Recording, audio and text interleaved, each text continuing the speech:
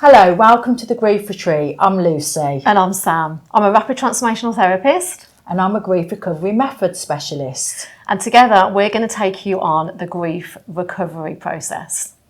And we're going to give you hope and inspiration to take you from the darkness to the light. Today we're going to be talking about the stages of grief and the 6 myths of grief. Yeah. Yeah? Yeah, definitely. Because I think when you lose somebody, the initial thing that happens is the denial, isn't it? The shock. Yeah. Huh? Yeah. That's happened? And I remember going quite robotic and just was almost in a sense of So just... like shock. Yeah. Yeah. And So the shock denial Yeah. is sort of the first stage, Yeah, isn't it? yeah. And that's really, obviously sometimes, when my mum passed, I was massively relieved because she'd been through so much. But the shock and the hit you that they're gone. So that's the first stage, and we can talk about that in a bit. Yeah.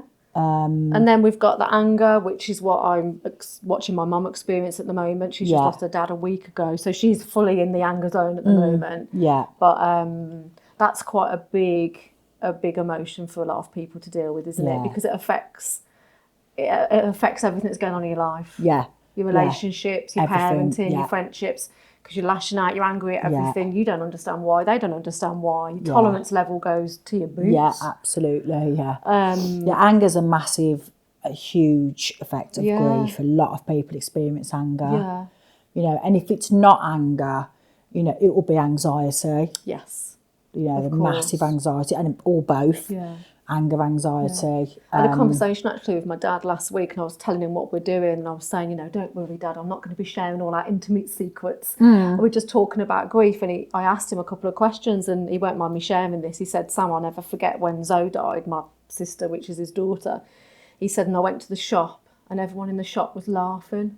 Yeah. He went, and I was full of rage. Yeah. So angry at the till, and he went, and I turned around to the 2 boys behind me and went, what are you laughing at? Yeah. He went, and for anything, like you would have had to hold me back. He said, I was fuming, so angry at why are people laughing, enjoying their lives. Yeah. He's like, why are people getting on with their life? He said, I'll never forget that feeling of that rage inside me of how dare you be happy while I'm in so much pain. Yeah, yeah.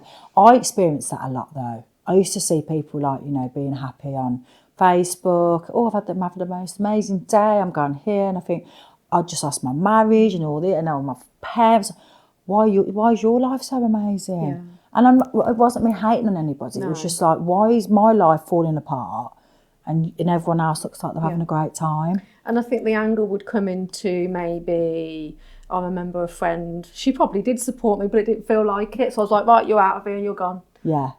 If anyone was cancelling something or, I don't know, just maybe not behaving in the way that I needed at that time. My tolerance level was like, I can't be dealing with that. Yeah, if someone was moaning about, oh, the kids haven't washed the plates or this is happening, I've got a cold, I'd be like, you got a cold? Yeah.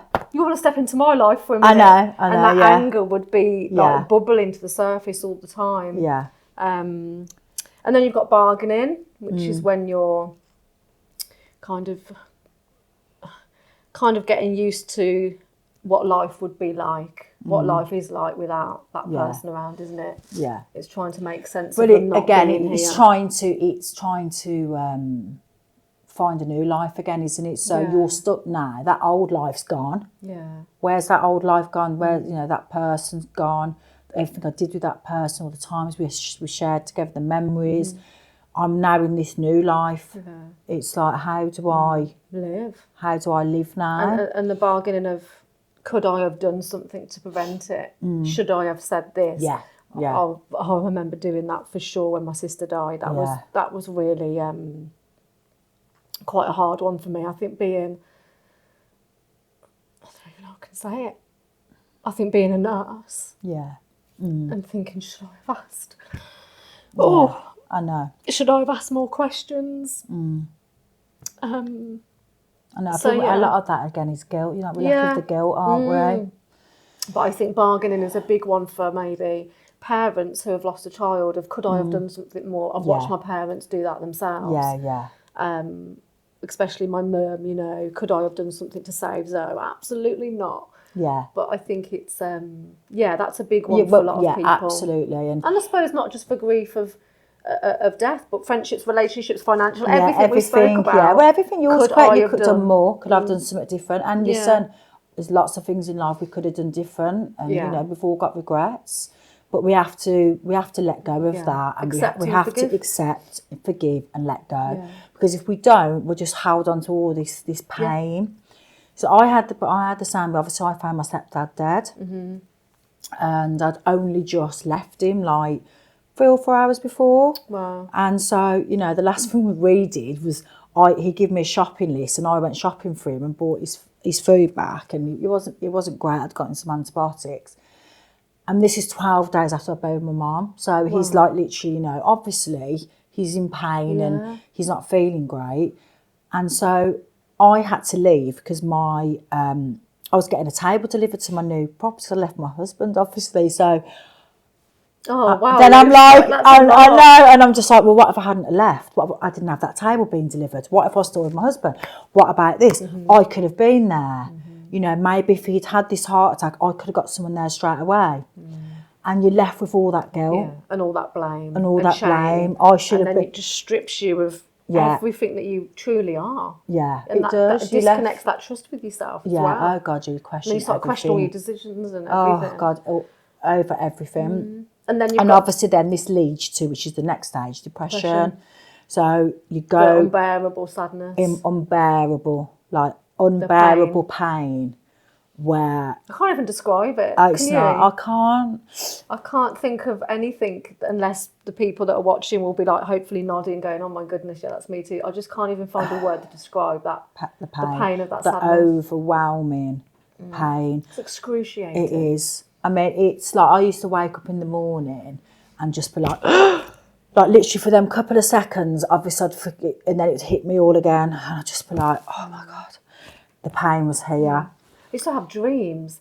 I'd dream that we're living my life with my sister and we're all doing things together, and I'd wake up and go, "Oh, she's not here." Yeah. So I wanted to go back to sleep. Yeah. To dream with her again. Exactly. Because Oh my God, yeah. was I used to horrific. I used to do that. Yeah. And that's why I used to sleep a lot, because when I slept, when I was going through my real depression, and I think my depression really hit a few years later, because I'd kept myself distracted a lot. Then I lost my business, and then I was going through this massive court case. So, and I was financially ruined. I couldn't even pay my bills. And so I used to get my daughters to school, and just think, just take me back to bed. If I'm in bed and I'm asleep, I haven't got to think about any of this. And also, you just hiding, aren't we? Really. Well, yeah. The only time I felt safe, really safe, was in bed, because I felt like I was protected from the pain, and so. And you don't have to face the outside world. Don't have to face the outside world. You're just protected. I don't have to get into communication with conversations. anyone. I can just hide. Yeah, awful. And then I used to think, how am I going to get up now? But I'd have to get up for my children. And so I think to myself, if I did not have my children, I sometimes do wonder where I'd be. I don't think I'd be here if I didn't meet Andy and have Sophia at that time to help me live life without Zoe. I think I always say to different friends and stuff that whether you're spiritual or not, that I feel I couldn't have kids for many, many years. Yeah. And then I truly believe that Sophia was sent to me at the time that I needed her to help me get through one of the most challenging times of my life. Yeah, it's most because traumatic. I think without Sophia and being with Andy, I do think I would have done harm to even though I've harmed myself internally, but physically something would have happened. Yeah. I don't think I would. Well, I just used, in my head, when I was at that stage in depression, I just used to think, what am I here for? Yeah. What am I here for? There's nothing worth living for apart from my children. That was the only, at that time, it's just, there's no point. Everything's just gone wrong. I've got nothing left. Everything's just collapsed. Everything's collapsed, and it's just, I'm just a failure. Everything was just so hard. In the depression, of course, that's one of the biggest the biggest spaces, and that's normally when most people will reach out during Yeah, that, yeah. because they're like, I need help. I think, well, what was the one thing that made you go, I need to do something? What was that like? yeah, defining moment? like that moment, sort of that. So when we actually take responsibility. Or a tool that you thought, I'm going to start doing that, you know? I think it was, I was sick of feeling that feeling of being so low. I was sick of the cycle I was on. So I'd gone into like quite a few toxic relationships. It was just like, and I kept doing it. Why do I keep doing this? And it was just trying to fill a gap. And I thought, I've got to make some changes. I can't keep doing this to myself, to my children, to my emotions. Because what you were doing to escape the pain was harming you. Was harming me even more. And I just, I'd found yoga, meditating in between this. So that had started to help me. Okay. And I had started doing more mindfulness stuff, but I was still in that cycle, hadn't quite pulled myself away. And I just, a few things happened and I just thought, right, no, enough's enough. When my court case ended, so with my ex-husband, went to the final hearing, was 2019. So that was a big moment for me because I felt like finally that's over. Closure, I'm going to get financial stability again, all that pain of going through that's over. But unfortunately then, a couple of months after that, my real dad got diagnosed with terminal lung cancer. So up until March then, from the October to the March, I cared for him. So that was another thing I had to deal with. So I had my real dad come back into my life. Wow. And then I lost him. Wow. So that was, but I'm so grateful for that time I had with him. So it was only when COVID hit, actually, when COVID and lockdown hit, that all of a sudden I have this time to me. So all of a sudden I'm not caring for a dying parent. I'm not arranging funerals.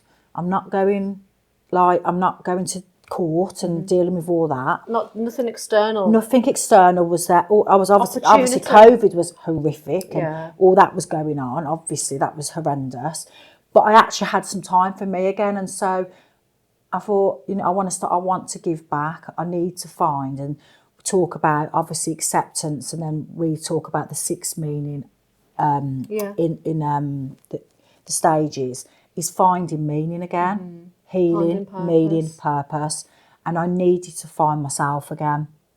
I really did, who I was. Because you become quite disconnected with your sense of self. I was completely disconnected, and I was just in these toxic relationships with men and friends and everything, and it was just like it was nothing. It wasn't serving me, and I just lost myself so much, and so it was like, right, you need to find yourself again, and that's what I did, and that's when I started my healing my real healing process, and that's really been happening since probably the start of 2020, where I'd started the journey, but I hadn't really started it. COVID's got a lot to answer for, good and bad, really. Yeah. But I think I wanted to share something, because it's just when you were talking then, one of the things that I did, which is actually a tool that people can take away.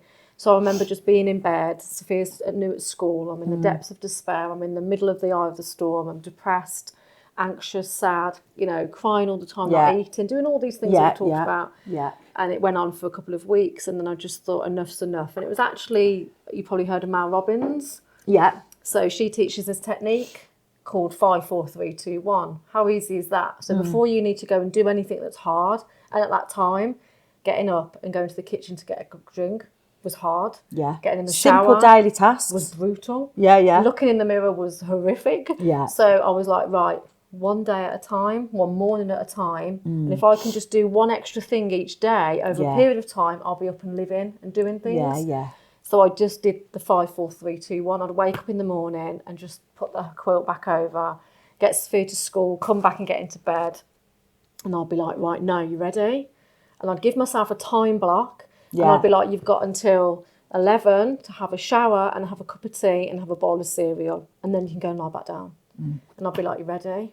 Yeah. And I'd just take a deep breath and count back 5 to 1 and go 5, 4, 3, 2, and on 1, I'd just jump out of bed, get in the shower, go and get my drink, get Yeah. a bowl of cereal. Yeah. And then, of course, I would go back and lie on the sofa. Yeah. But each day, It's over a them period steps, of time, isn't it? Them small changes that you started to make progress. Yeah. And when I look back and share now on social media or with clients, I'm always like, that was the start of the journey. Of course, there's other things. I've done multiple things since then.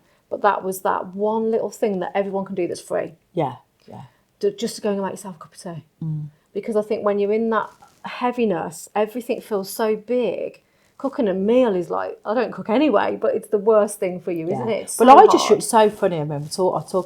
I remember just being like, it would be like 7 p.m. Yeah. And then my girls would be like, what's for dinner? And I'd be like, I hadn't even thought about it. I mean, I wasn't like that all the time. You know, don't get me And wrong. that's But stressful in it's just itself. like, oh my God, dinner, I don't know, haven't got a clue. Like, and then I've like my ironing and all my clothes, I just couldn't cope. Just shut the door. I can't even put that away. Because everything's overwhelming. Everything just seems so hard. When you're dealing with so much grief and emotion, it's too much, isn't it, to think about it? Yeah. Just little daily tasks like that Become become just your basic human needs. yeah Become impossible. yeah. So I think that 5, 4, 3, 2, 1 habit was actually the leap forward on the start of my recovery and healing, and that started just on the back end of 2017, and that was just the start, and it's been ongoing since. And I've done multiple things to help me move forward and accelerate and get to acceptance. But I think, 2020 was a real time where you could go, I'm going to just work on me now. Yeah. So I don't have to think about anything else. Yeah. I think a lot of people did that. I know.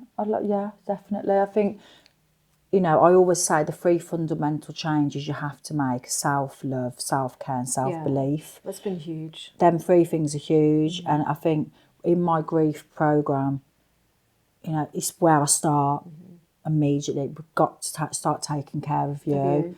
And it starts at the basic human needs. It's not a bubble bath and a face mask. No. It's eating your food. Yeah, It's absolutely. sleeping and getting your hydration. And then down the line, it's the beautiful retreats and all of that. But you've got to start off it's foundation. teaching people actually to have time out for themselves, and they go, oh yeah, well I do. I go out for a bit of food with my friend. No, that's not having time out. No. Time out is actually having time for you. Relaxation, gather your thoughts, let go of your thoughts, the meditation and getting people to meditate is like, if people have never heard of meditation, like, what is meditation? I can't do it. No, I can't do that. I can't. And it's not easy at first. It's because not you're easy. asking people to sit with themselves. No. So I think it takes time, and especially where I was in a state where I'd get in the shower and it'd be like noise, the voices. So like look in the mirror, I'd literally brush my teeth like this. And now my favourite place to be is in the shower with my own thoughts. Yeah. That's when I get clarity and connection. Isn't it great how you've gone from that to that? It's just driving unbelievable. the car was so frightening because again, it was me and my You're on your own thoughts. and all your thoughts, yeah. So I would try not to be on my own in the car, try not to do everything I could not to be at home on my own. I'd always be phoning Andy going, what time are you coming home? Don't leave me at home for too long. Yeah. And the shower. And now, we're talking years down the line, I love driving.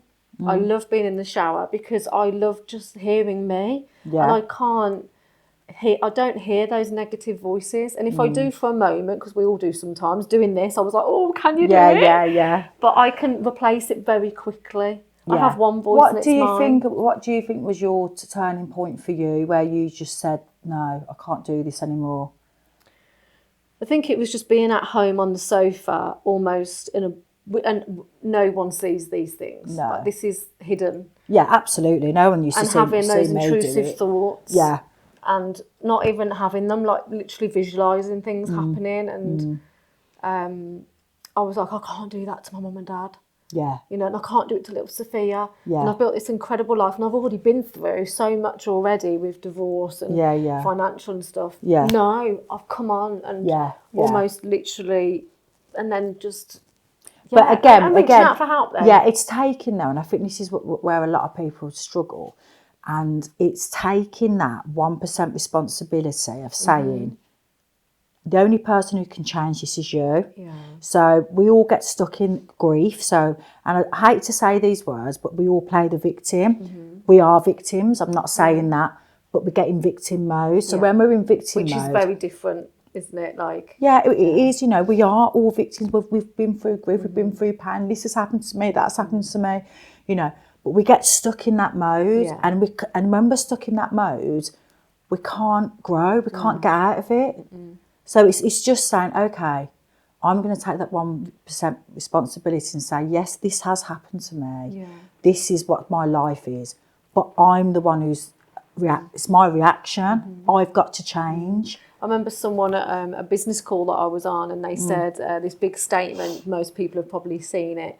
If you want to see a change, you have to make a change. And it's something that I've, embedded in the people that I work with. It's not my mum's responsibility or my sister's or Andy's. It's if I want to, I've got to. And it might be that extra glass of water a day. It's that extra pile of vegetables on your dinner. Yeah. It's less alcohol. Yeah. It's reducing social media. It's really simple. It's literally practicing mindfulness, and obviously we're going to go into more of that. And then of as course we go getting on. help. So we've got all the mindfulness, we've got all the toys, but then it's reaching out to someone like you or me who provides a service that if you're stuck can help you move forward, because not everybody.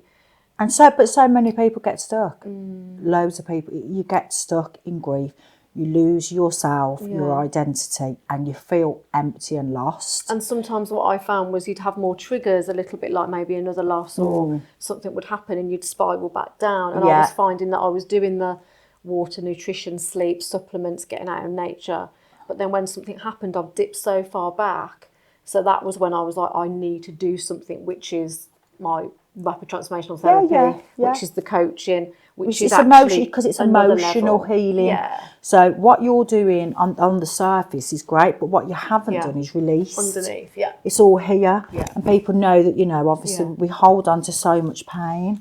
And then the next stage we've got is acceptance, which always makes me smile because it's such a wonderful stage. It's such a beautiful place to get to. It takes time and there's no time frame, but when you get to that stage, there's a lot of relief. Yeah. It's accepting that, again, we're taking accountability and responsibility, accepting this is your life, this is what's happened to you. Nothing can change that now. How are you going to move forward?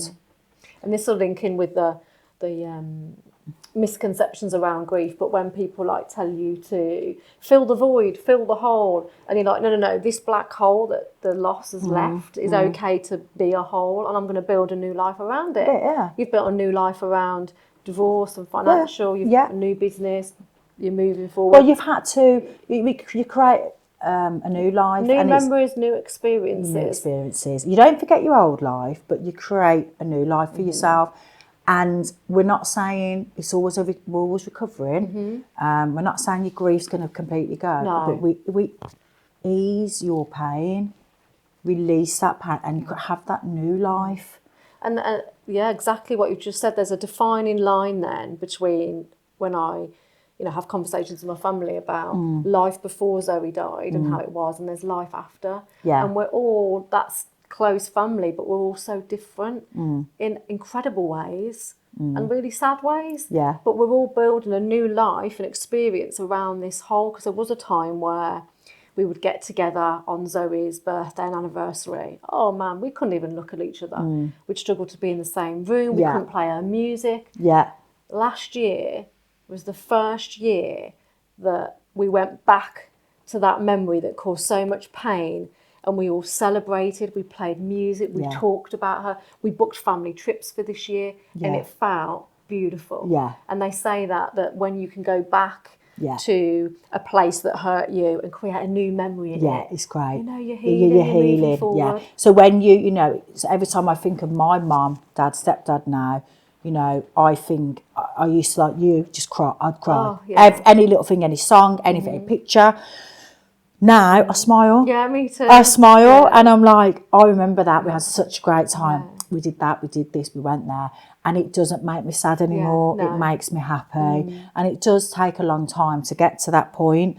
It's not easy, and to get there to where we are, you do have to do work on yourself. Yeah, you can't avoid it. You can't avoid that working let's on talk you. about actually this is coming into this really well. Let's talk about actually the 6 myths of grief. Yeah. One of them is time is a healer. Yeah. And it really isn't. I laugh because it's right. Jeez. No, time is not a healer. Like, that is one of the worst things people say to you. Time's a healer. No, time does not heal. In fact, sometimes time can make it worse. I remember phoning up my sis or my brother, a member of my family, and just being like, it's getting worse. Like, do you feel like this? Yeah. And we was like, it's getting worse. And then that's scary. Yeah, I know. And it's like, actually, time isn't a healer. What time does, it allows you to accept what's happened so you can build a new life. So the pain isn't, we all still get upset and have our sadness and have our bad days. But it doesn't heal. The only thing that heals you is you. Is putting the work in to heal. You are not going to heal through time. No. You know, I've coached a lady who lost her mum. She was 2 when she lost her mum. So she's been grieving her mum for 60 years. Wow. Right? So she was never allowed to talk about her. Oh, so it was like swept under the carpet. She had stepmoms, you know, and all, and her mum was never spoken about. Oh. So she was never allowed to grieve her mum. And all you ever want when someone's passed is to keep their memory alive, to talk about exactly. them. So she's had 60 years and that she hasn't healed from it in 60 years. She most certainly has now since she's come to and been coached. She's loads better, but she literally could not speak about her mum. Oh, that makes me feel so I sad. know. So time's not a healer. No. And the one I heard a lot, which I probably actually have said, like, there's no shame here. We've all fell into these traps before our experiences. Is just keep busy. Yeah. Just keep busy. So keeping busy is another myth. Massive. So many people keep busy through grief because it distracts them. And I hear people say it sometimes now with different conversations. I'm like, no, babe, you need to take the frigging day off work. Yeah, yeah. And you need to just rest. Yeah. Like, and don't feel, and because people they think they're failing, you see. If they don't go to work or they take time off work or whatever. No, you actually need to allow your body to grieve, and you physically and mentally need to grieve. And I think that's something we don't allow people. So, you know, years and years ago, they'd be given this 10-day mourning period where you're allowed to mourn your loved one. Yeah. And then, you know, you move forward. But now people, it's all just so fast paced, like something happens, the next day you've got to be normal. Yeah, yeah. Well, actually, I've just gone through a marriage breakup, or my friend has just passed away, or you need to allow yourself to feel the feelings. Of course you do, yeah. But keeping busy is just avoiding them. Yeah, but society, unfortunately, the society we live in, is making people suppress them. Yeah. So it's like, you know, we get so we're keeping busy, and we get told another myth is don't feel bad. Well, why don't I don't feel bad? They're in a better place. Don't feel bad. They're out of pain. Yeah. Don't feel bad. Don't feel bad. Don't feel bad. You were too good for him anyway. Oh, hello. I do feel bad. I've just lost my parents and my husband. Yeah. I feel horrific, you know. But again, what you're doing again, and I most certainly did, and I know you did. I tried to be strong. Yeah. Well, I'm labelled the strong one anyway. Yeah. Through no one's fault of their own. I'm not here to say that. No. We all play a role now. No, and I am strong. I am a strong person, and I am. You are. But I don't think we'd be sat here if we weren't. No, we wasn't. We're allowed to have. But we haven't always been strong. We've had absolutely horrific times for our grief. And being strong is showing emotion. Of course it is. It's not a weakness. It's being able to say, I'm having a day in bed today because I don't feel right. It's having healthy boundaries when a friend's treating you like shit and saying, I'm not having this. Yeah. That's being strong. Being strong isn't just always being the life and soul, the one that never cries, the one that doesn't show emotion, the one that never falls down or fails. Being strong, I believe, is the opposite. Yeah, yeah. And that's why I talk a lot about... But people don't understand that. So when you start setting boundaries in your life and saying, actually, no, I'm not being in this relationship anymore. It's impacting my mental health. The behaviour's unacceptable. No. Then it looks like you're being difficult or... What do you mean? What have I done? You know, bossy, or you know, oh, she's controlling. No, I'm not controlling. I am actually setting my boundaries. This relationship is hurting me. Yeah. For years, I've chosen everyone else. I'm now saying, no, I'm choosing me now. Yeah, exactly. And it just shocks people as well, I think. It because does. I'm not used to you behaving that way. Yeah, because I try and help everybody, and I want to be there for people, but sometimes there's got to be a limit that you're there to for that. you. There's got to be a cut off.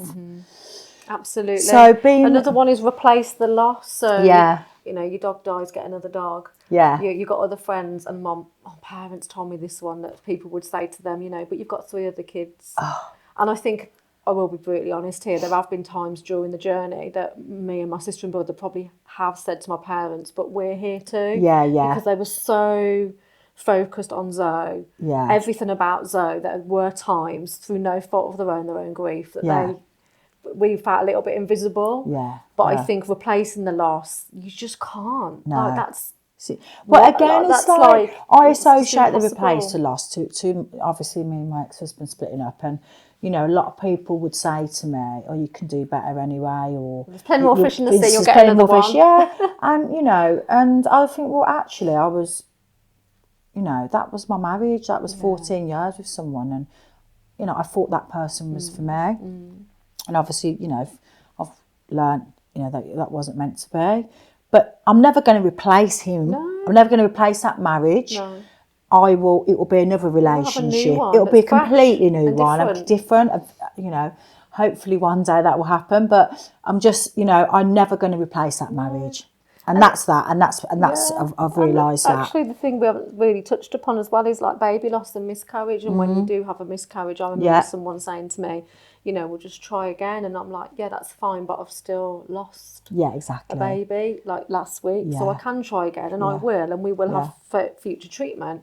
But at the it's moment, still a I've huge lost grief, a baby. and again, and all that, and the anxiety, the fear, the failure of all that as well. So, but I don't think I think these are just things that people say because they don't know what to say. they don't know what to say. They're trying to so make you many, feel better. Yes. Like, it'll be all right, babe. You can replace him. Yeah. They're not allowing you space to. And again, you're not allowing. And we talk about a lot in the grief recovery handbook. Actually, like with children, it's like you don't allow your children to feel sometimes. So you know, a lot of times we'll go trying to protect them. It was like, oh, don't cry. Oh, have a biscuit or something. Or no, actually, that's you're teaching your child to comfort it. Yeah. No, actually, let's cry. Come on, let's cry together, and that's okay. Absolutely. You know, I really do that with my girls. Let it out. Let's cry together. Yeah. You know, And talk, and apologise as well. So I'm very good at. Yeah. Well, I have been since this journey that I've been on, is when me and little Sophia have any arousal or anything like that, we talk through what just happened and we apologise. Yeah. Whoever's right, Recognise I'm really it. sorry that our mummy went a bit crazy this morning. Yeah. And allowing her to see that I'm not shouting at her. Yeah. It's the situation. Yeah, and So she doesn't breaking it take down that so she can forward. process it, can't she? Another one we talk about, grieving alone. Yeah.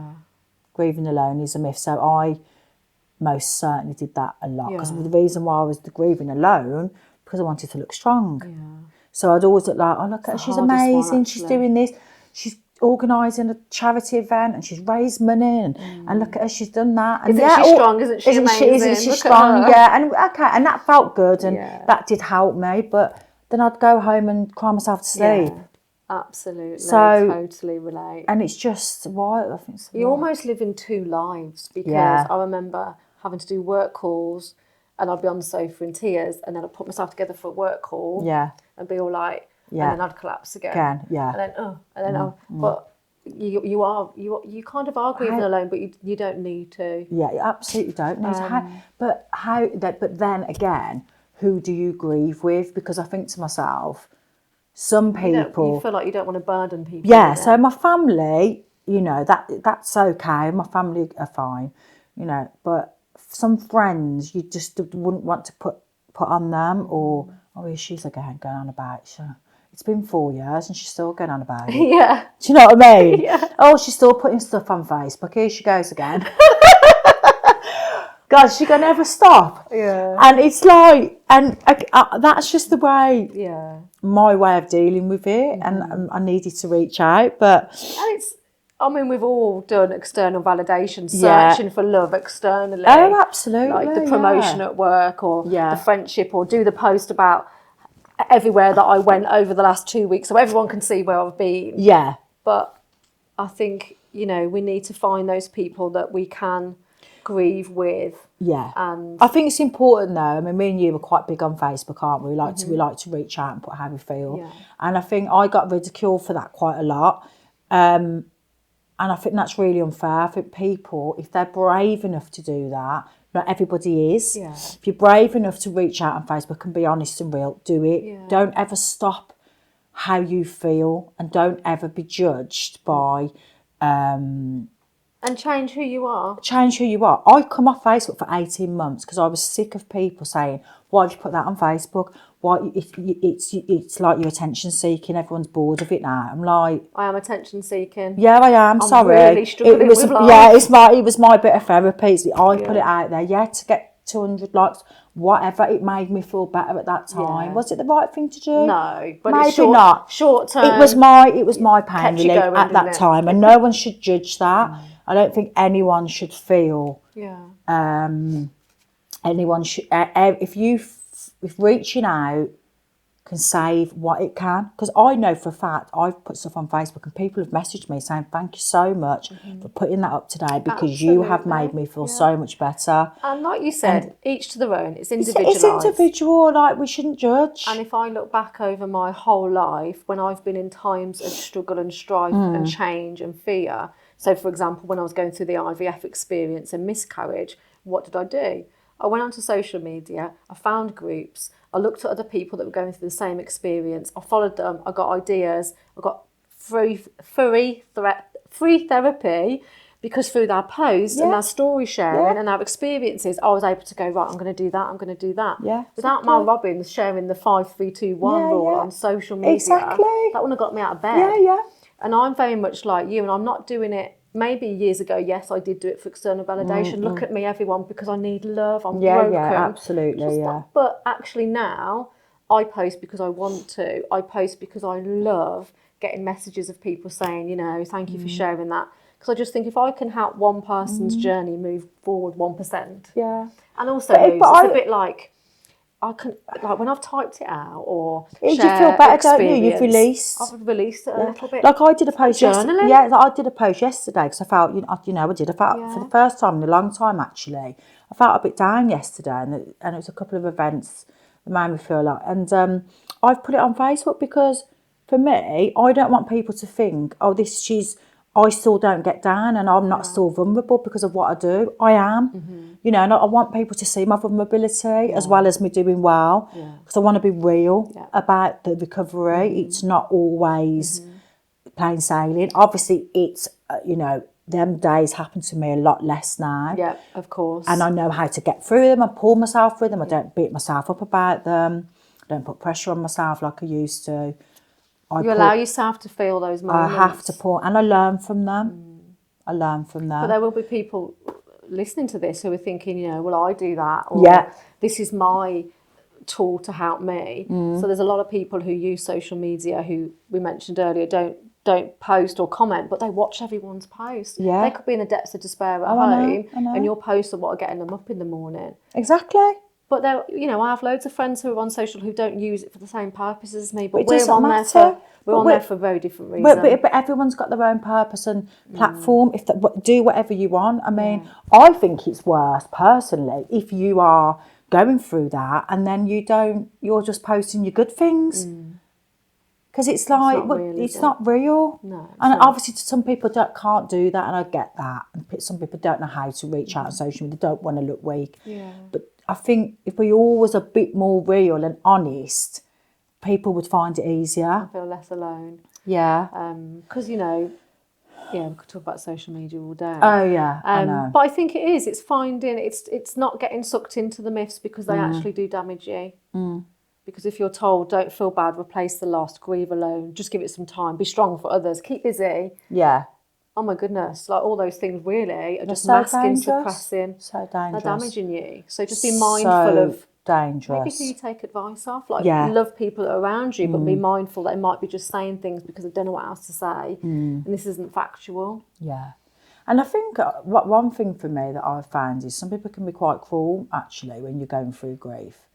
Quite cruel, and maybe they don't because they don't understand it. I remember someone saying to me once, you need to have a think about how you're behaving around people, And I Yeah. was like, I'll never forget it. And I sat at a kitchen Yeah. table and my cap on, I was crying. And I was like, babe, I'm really struggling at the moment with the Yeah. grief of my sister. Like, I'm really struggling. Yeah, and that's that. You might have someone that might put a stake through your Couldn't- heart. But she just couldn't connect the dots. couldn't That my connect. behaviour was Yeah. due. She thought I was blaming my sister and using it as an excuse. Excuse, yeah. I was actually being brutally honest and saying I'm really struggling at the moment. Yeah. I'm all over the place. Yeah. I'm crying one minute, angry the next.